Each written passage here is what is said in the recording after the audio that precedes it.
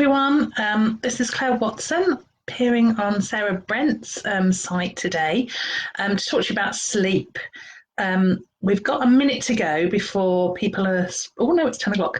People are supposed to be joining us. So great if you can, please let me know you're there. That would be really helpful. I'm going to do the talk anyway so people can watch it back because I know there's a number of people that can't get on this morning. Firstly, thank you to Sarah for inviting me to do this. It's very exciting. And secondly, big shout out to the NHS this morning. All those that are in hospital, we wish them well and stay safe. Keep your families safe at home. Now, because you are stuck at home, a lot of you, if you're not a key worker, this is an ideal time to think about your baby's sleep and what you can do to help. So I'm going to introduce who I am. Hoping this is all working and that someone can pop on and say, yes, they can hear me and see me. Give it a second or two. Can't see anyone at the moment, but we'll go for it. So sleep. So I spend most of my time, I'll just explain who I am. I spend most of my time training childcare workers and nursery staff and school staff in paediatric first aid. That is my day job, but I also do a lot of, oh, I've got one like, so somebody's listening. I do a lot of sleep counselling work. My background is that I trained as an all-in nanny. They're the nannies that you should be seeing walking around Hyde Park with their lovely brown uniforms and carriage prams, if we weren't all stuck indoors. So my background is that, and I have worked in childcare all my life, really. I've worked for the NHS and looked after premature babies for a number of years and helped their families. And I've worked in just about every setting with childcare that you can think of.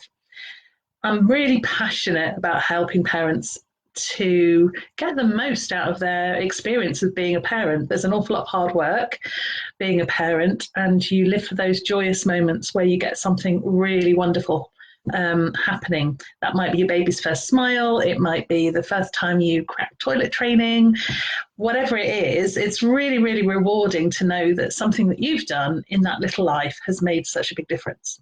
So part of my day job is to go and be a sleep counsellor. I did training in this with various prestigious companies in London, and I've been working over the last couple of years for a fantastic company called the Childcare Partnership.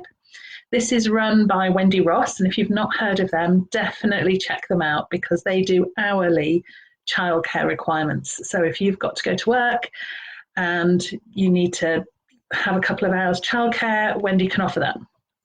And Wendy asked me to go back to school a number of years ago and refresh and update to make my knowledge more current, how babies and children and families can get more sleep advice and help. And I did that, and I've been working in Lincolnshire for the last 4 years, helping families to help their children to sleep. So we do offer one-to-one services, and that's really great. But also what we wanted to do passionately, Wendy and I, is help as many people as possible. And I don't have the time to help every family in Lincolnshire, and I'm sure every family in Lincolnshire wants to do things differently. So what we can offer are workshops, and Wendy and I are looking at those, maybe taking them online in the near future if we stay in lockdown.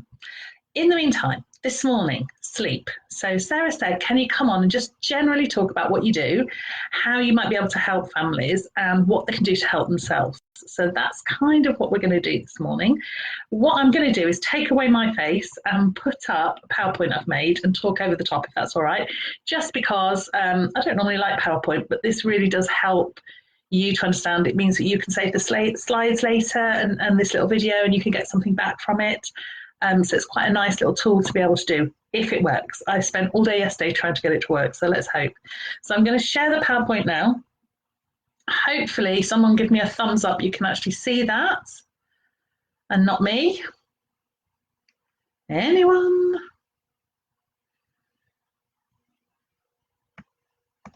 Right, we'll go for it. So if you're having problems with getting your baby or child to go to sleep, there's quite a lot that you can do for you to help yourself. What I must stress, though, is that babies under 6 months are pre-programmed to wake every few hours. Unlike any other mammal, we have our 4th trimester, so the last growing period for baby, happens outside the womb. All other mammals come out able to run and walk and flee from danger. So what that means is that our babies are very much dependent on us completely and utterly. They can't run away, they can't walk, they can't do anything to flee an invader. So we have to do everything we can to help encourage and develop that baby. Now, because of that, their growth spurt, their biggest growth spurt, happens in the first 12 months of life. So you go from this tiny baby that comes out all the way to a child that's hopefully toddling and walking about, or at least close to. So they've got a really big amount of growing to do. Now, in order to do that and facilitate that growing, babies are literally pre-programmed to wake every few hours. Before we had formulas and things like that, the only milk that they could have was their parents' milk, their mum's milk.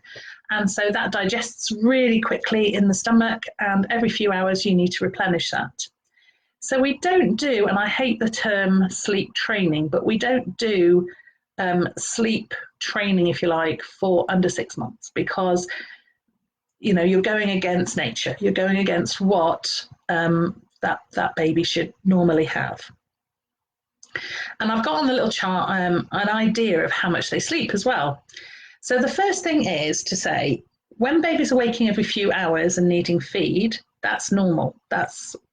So managing your expectations as a parent can be quite tricky, because you hear some mums saying, oh, my baby slept through the night and has been doing it since they were 6 weeks old. And if they're a formula fed baby, that's fine. If they're a breastfed baby, not so good, because actually your baby does need to wake every few hours to feed. So just be wary of hearing other parents tell you that they've never had a problem with sleep. I think it's really unhelpful to compare babies. I know you'll be told this by all healthcare professionals, but it really is. Every baby's different. Even babies in their own families are completely different. You don't do anything differently to nurture them, but they come out completely different. And that's great. We're all individuals. Second thing to say about babies under 6 months is they can be overstimulated, particularly in those early weeks. You get your new baby, you're very excited, you want to show everybody, and actually babies sleep 16 out of 24 hours when they're first born. So it might be that by sort of getting too excited and too enthusiastic, because you waited all that time, you're actually overstimulating your baby. And so they can find it harder, newborns, to settle them.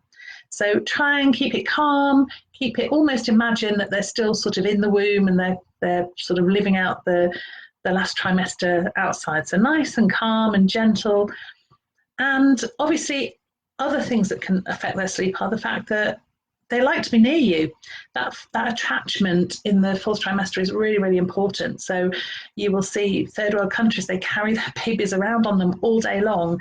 Now, I know that's not practical here if you've got to go to work and things like that, but actually being close to baby, if you imagine, I was told once that your baby loses 50% of its cuddle time the moment it's born, because it's been encompassed in this lovely warm bag of fluid, being held and cuddled in your tummy, and then the moment it's born, half the time we've not got it on us, which, again, I'm not sort of saying what's right or what's wrong. It's just that you have to understand from a baby's perspective, that's a big change.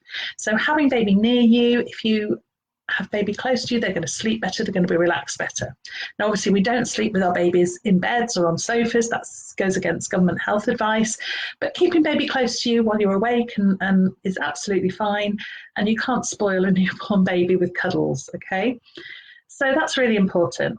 And obviously, the other thing that can disturb their sleep under 6 months are things like illness. Hopefully and thankfully, they don't get poorly. But if they do, or they're being exposed to all these sort of new germs and things, hopefully it's short-lived. It's just a cold and a cough, and that helps build their immunity.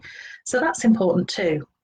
So that's under 6 months. So if you've got a baby that's, I'm just trying to move that on, that's not sort of sleeping really well, how are you going to help them? So under 6 months, the sort of things that we look at are things like environment. What's their sleeping environment like? Are they in a sleeping bag? If they're in a sleeping bag, please make sure it's covered with a green kite mark. So the British Standards Institute green mark to say that it's safe. Don't have other bumpers around the cot. Make sure you follow the safe sleep guidelines. So you've got baby at the foot of the cot on their back. Don't cover their head. Don't put bumpers and lovely teddies around, because all of that could overheat your baby, and that poses a higher risk to baby. So Just make sure the environment is warm but comfortable. Around 18 to 20 degrees for the nursery is absolutely fine temperature-wise. If anything, they like to be slightly on the cooler side because their body heats up and reduces at key points during the night anyway. Get a good routine right from the start. Make sure that whilst you can't, I don't want you to be timed feeding or anything antiquated like that. What I mean by that is be baby responsive, so baby-led weaning, respond to your baby, but understand what their cues are. Now, cues are early language forming, so basically when a baby gets overtired, there are certain things that it will tell you rather than, hey mum, I'm overtired. So for instance, before we get to the really grisly crying bit, the baby will perhaps yawn. It might stare into space and you can't actually get a response from it. It might pull on its ear. It might hiccup if it's a very young baby. So I'm not talking about when they've had hiccups straight after a feed, but look for those tired cues, those staring. It might even put its hand up to say stop. So if you find that everyone has come to visit and they're all pee-bowing at the baby and trying to stimulate the baby, and the baby responds with one of those cues, that's your cue as mum or dad to say, you know what, I think we'll give them some downtime now. So being responsive to cues is really important. So whether that's feeding cues, whether that's sleeping cues, being baby-led, your baby will naturally hopefully regulate their routine to what they need. So when they need to feed, when they need to sleep. And if you watch for those early on, it's going to help you pick up much quicker things like when they start to cry more, which cry means what, which one's hungry, which one's tired, which one's dirty nappy, that sort of thing. And you'll give yourself and your baby the best chance to optimize a routine that suits that baby so that you then get rest periods. Keep an eye, as I said, that you don't overstimulate and overtire the baby. And that means right from the word go, we do not need to be out under 6 months at endless baby groups, and they won't remember, you know, and really they cost a lot of money, and the person that's getting something out of this, honestly, is you, more than the baby. Under 6 months, yes, socialization, go and visit your friends, go and, you know, meet up with people that have babies. It's really important that you make really good, strong social network around you. But endless paid activities under 6 months, it's a waste of time. Okay, so concentrate on socializing and enjoying your baby, but don't overstimulate with hundreds of different activities. And then the last thing, obviously, to watch for are hunger. Now, I know you'll respond when your baby's hungry, but keep an eye out for things like growth spurts. I said this is the fastest time that they grow. So between 1 and 3 weeks, 8 and 9 weeks, you've got growth spurts that occur. That means that your baby will be coming to the breast or asking for more formula more regularly because they are trying to grow. So they're key things to watch for. Then we get to sort of over 6 months. So under 6 months, you're kind of expecting as a parent to have sleepless nights. Hopefully you're not up every hour. That would signify something's going on. But most clients that I get are around the 7 month upward point, okay? We're going to talk through really quickly the sorts of things that actually can cause that. And it's really important when you look at a child or a baby. When I go into a family, there are some really key things that I look at. So I'm going to talk through some of those now and help you, hopefully, to try and identify what might be happening in your home. So first and foremost then, diet and hunger. Now, when we get to 6 months, we all start feeding and weaning our babies, which is great. Really exciting time, really exciting to watch and see what they like, what they don't like. By 7 months, though, I've had a spate of babies in the last year who have got so enthusiastic about their solid food, which is great, that mum has cut right back on their milk intake. Now, it's really important to understand that the solids, whilst they're really important to try them on solids at the key time, they shouldn't be a replacement meal. They are in addition to their milk. They still need the calories from the milk to grow effectively for that first year. So it shouldn't be replacing. And sometimes I get to families and actually all that's wrong is that baby's hungry and waking through the night. So we're going to keep a track of what they're eating.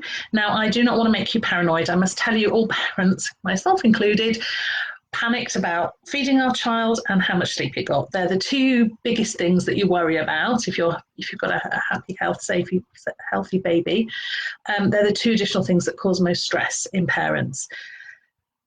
So I don't want to make you paranoid about what your child's eating, but it's a really good idea just to keep a check of, you know, how much milk they're having, roughly for their age, what they should be having, and just check that the solid foods are an addition, not a meal replacement. Second thing to say about foods are sometimes, and it is rare, but sometimes babies can react if you've decided to formula feed your baby. Sometimes babies react to certain formulas. So it's always a good idea to try different formulas anyway, because that's like a change in diet. We wouldn't eat the same thing every day rather than sticking to one. So that helps generate an interest in different flavours. But it also might be wise if you've got a baby that's perhaps a bit colicky or who has really bad wind after feeds or looks like they're pulling their knees up a lot and it's a lot more than normal, or is excessively vomiting, got eczema, persistent cough. Any of those things could signify that they have a little bit of an intolerance for a particular milk. So it's always worth mentioning that we check for that first. As a sleep counsellor, I'd always look and rule out anything that is a physical ailment first. And obviously, if there is anything like that, I'm not a paediatrician. You go to your doctors and you get referred and you go and see a dietitian. But once we've ruled that out and ruled out hunger by having a little look at, I usually get parents to do a food diary, then we look at routine.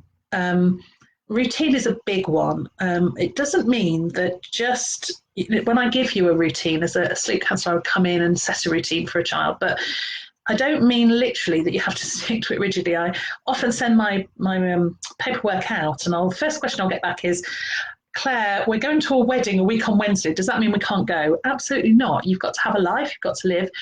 When I talk about routine, I talk about tightening up around feed and nap times, because it's really vital. If we don't get the overnight sleep, all goes to pot.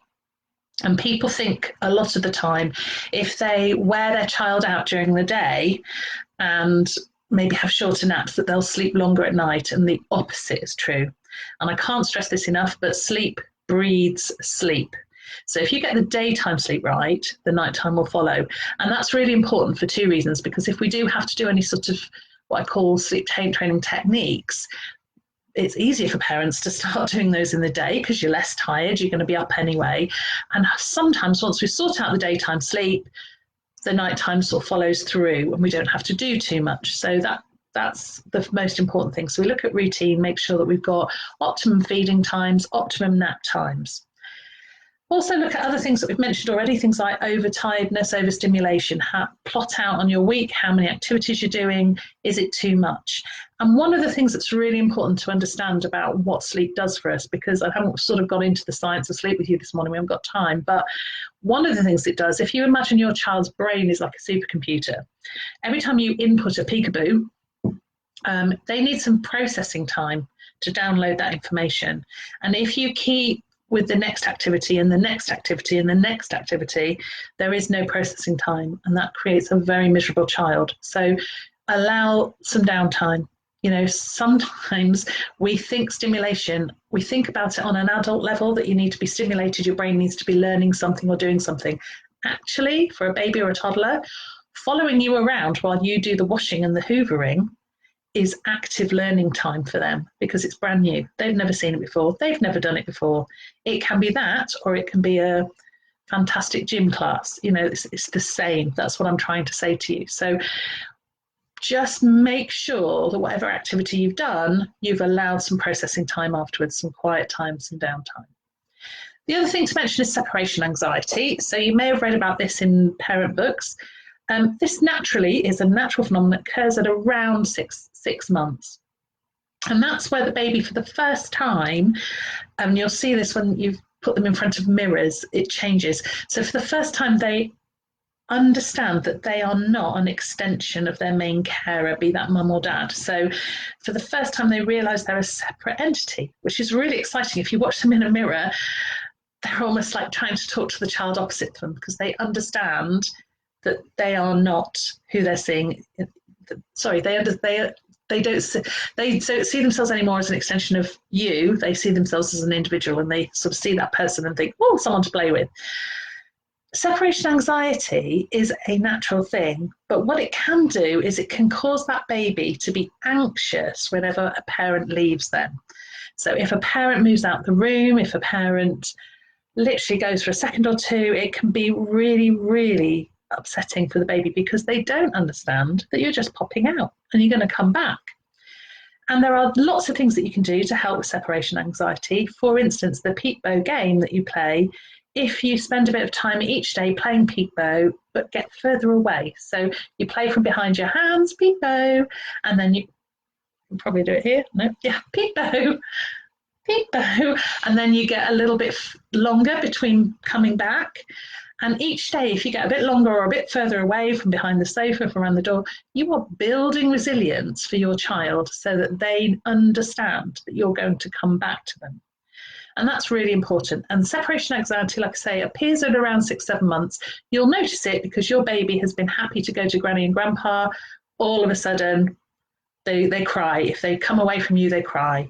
And you think, well, why are they doing that? They love granny or grandpa. But it is this understanding that they're suddenly been removed from their main care worker, their main caregiver. So it's a real thing. You can help babies get through it, and it can come and go as they get through the toddler years. So if you have a change, such as starting nursery for the first time, you'll see it again then. So there are lots of ways and lots of tips online that you can find to help with that. Another reason babies that don't sleep are sometimes, I've put here parenting discord. What I mean by that is we've each got a parenting style, whether that is super gentle attachment parenting, whether that is a more robust sort of no nonsense parenting, and you need to be on the same page. You and your partner need to be on the same page because it's really confusing to give that child different mixed messages. If you are consistent, and that's the key word I use all the way through sleep training, if you're consistent and you parent in the same way and you make a plan and stick to it together, you will have much quicker success, much more effective long-term success. Okay, doesn't mean you can't change the plan, but you make that plan and you stick to it and you work together. Otherwise, children learn very quickly how to play one parent off against another. And then in the little blue box, you can see things like illness, bedwetting, behavioural issues, nightmares, night terrors, and developmental milestones. They all have an effect also on sleep. So I've put all these reasons up because as a parent, if you're struggling, one of the first things you have to do is kind of get to an understanding of what might be causing your child not to sleep. Once you've identified it, then it's easier to actually figure out what to do about it. So how can we help our little ones? First and foremost, identify the problem. Make a list of things that you think might be affecting your child's sleep. Along with that, I would say keep a sleep diary. So for about a week, keep track of how often they're waking. So this is the worst. This is the worst page it's going to be.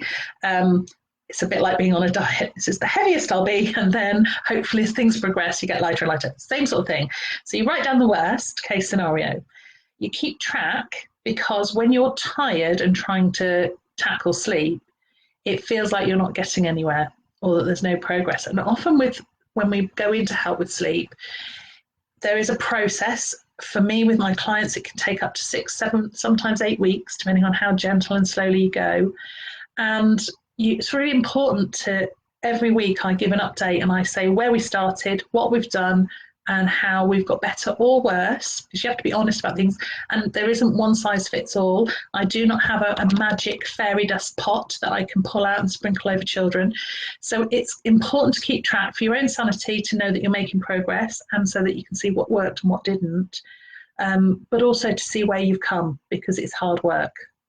Second thing is make a plan and stick to it. Now, I speak to just about every parent and family I go out to has tried everything they've read about. They're all super intelligent people. They can read the internet like all of us, and how to help your baby is on just about every sleep blog you can find from here to eternity. What they don't do is try it for long enough. So often They'll think, right, I'm going to try gradual retreat, which is a method where we stay with the baby or the child for a little while, settle them down, and then we pull away a little bit. We don't leave the room, but we pull away a little bit. And if they get upset, we go back, resettle, and then pull away a little bit. And that can be really, really effective. There are different ways of doing it. There are more gentle or more severe approaches. Some parents want to do things like control crying. I personally don't like it. I've done it with my own child and it left me scarred and upset. But my role as a sleep counsellor is to support parents' choices. So if you want to do it, there are gentle ways to do it. So read up about those and see how you feel about it. But whatever you pick, whatever you choose, don't flip-flop. Don't try something for a few days and then something else, because that's never going to work. You've got to try it for at least a week and then make a small change. Don't change everything. Okay, so change one thing at a time.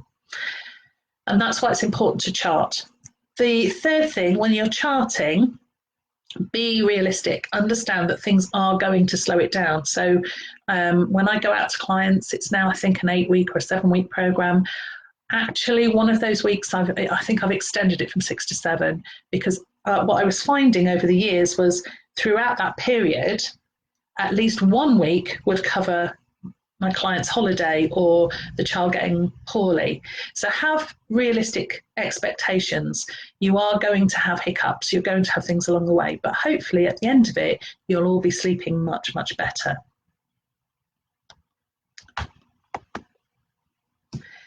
Last thing I want to tell you is about survival strategies. Now, the other thing that I meet all the time, and that's partly because of what we expect of ourselves in this modern day. When our grandparents had a baby, their job, their parenting job, was to stay home to bring up that child. And they did the housework.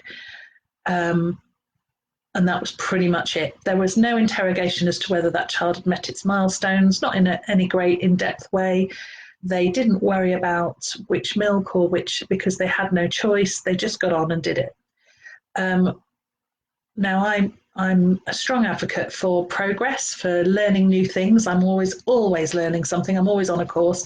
However, one of the things that I think we've lost over the years is the ability to say, do you know what? It's okay just to be a mum. That's a fairly busy job. People have whole big salaries as nannies doing just that. So never put too much pressure on yourself that you feel like you're failing. So what I would say to you is survival strategies. Never refuse help. If granny or grandpa want to help you, don't think you have to do it all yourself. Take the help.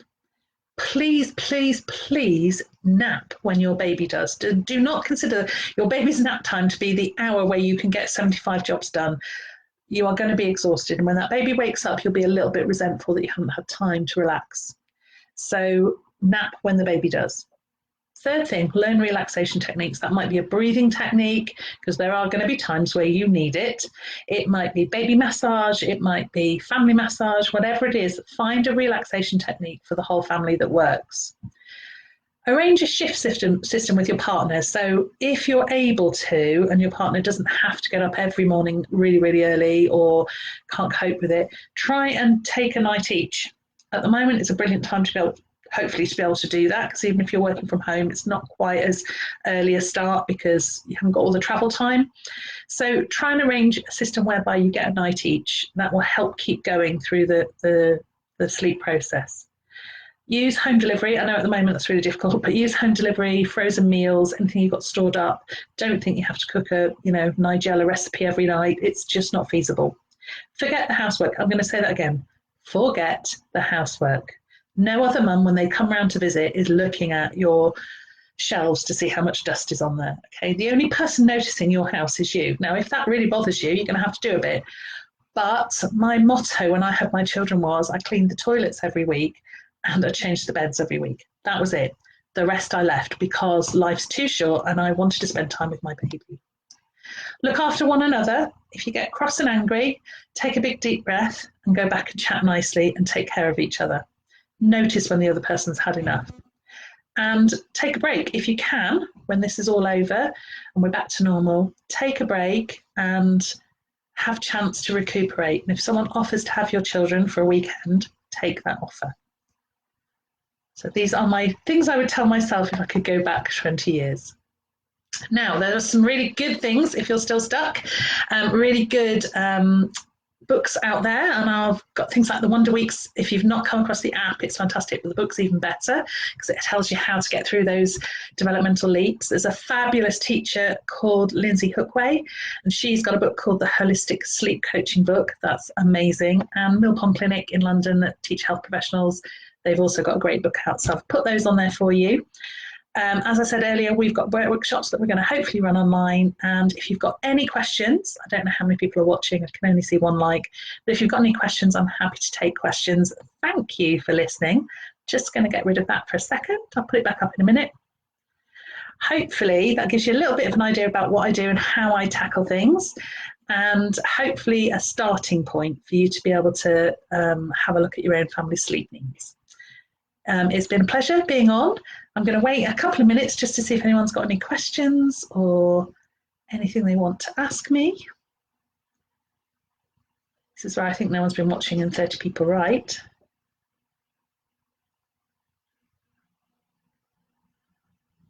Nope, can't see anything. If you do have any questions later that you want to ask me desperately, it's a bit difficult for me to sort of like write you a big long plan or anything like that, because obviously it's part of my sleep package. But if you've got general questions or little things that you want to say, I've been trying this, what do you think? By all means, you can write to me. I am, let me see which address is the best one to give you. I think it will be this one. I don't want to get it wrong. So if you write to sleep.counselling, so that's sleep dot, and counselling is COUNSELING. That might be double L. Yeah, double L, N-G. So sleep.counselling at, that's the ampersand, the childcare partnership .co.uk. Oh, I could probably put it on here. Technology, let's try this. Sleep.counselling